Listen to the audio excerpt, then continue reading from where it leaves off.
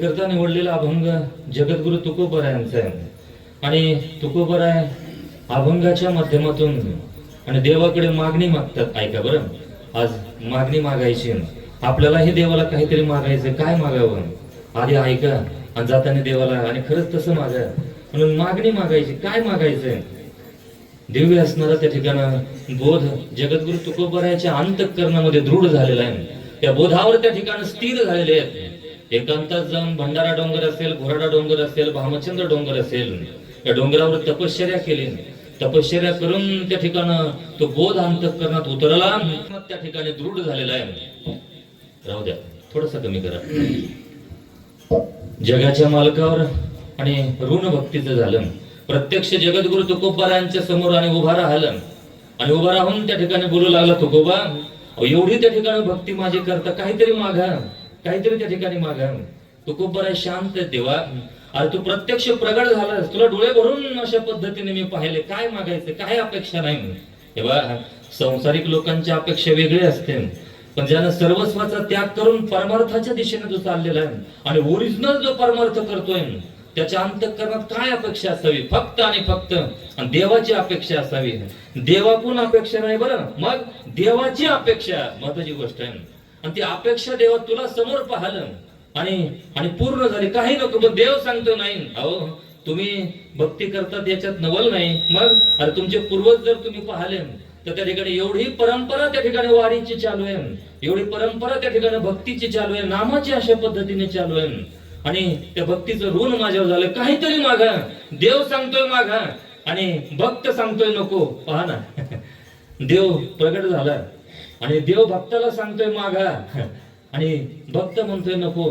आता उलट करून पहा बरं, आपल्यासारख्यांच्या समोर जर देव प्रगट झाला तर काय मागू, काय मागू नाही, काय काय मागू.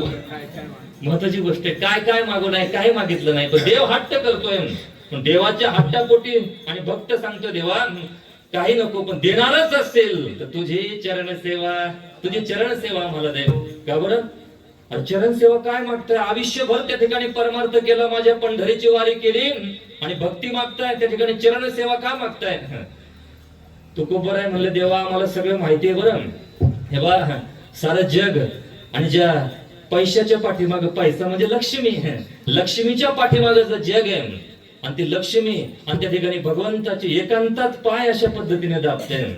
काय मागितलं पाहिजे? पैसा मागावा तर त्या ठिकाणी ती लक्ष्मी देवाकडे जाईल. मग देव मागितला, देवाची चरण सेवा मागितली. का बरं मागितली असेल? तुकोबरायाला माहिती आहे सारं जग लक्ष्मीच्या पाठीमागे पळते, पण लक्ष्मी आणि भगवंताच्या चरणाच्या पाठीमागे अशा पद्धतीने पळते.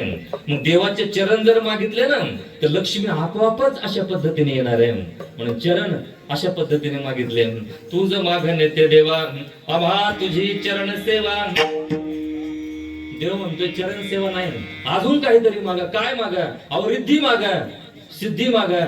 4 प्रकारचा पुरुषार्थ आहे बरं, धर्म अर्थ काम आणि मोक्ष, चतुर्विध आणि भक्ती अशा पद्धतीने करून त्या स्थानापर्यंत आपल्याला जाता येते. याच्यात काहीतरी मागा.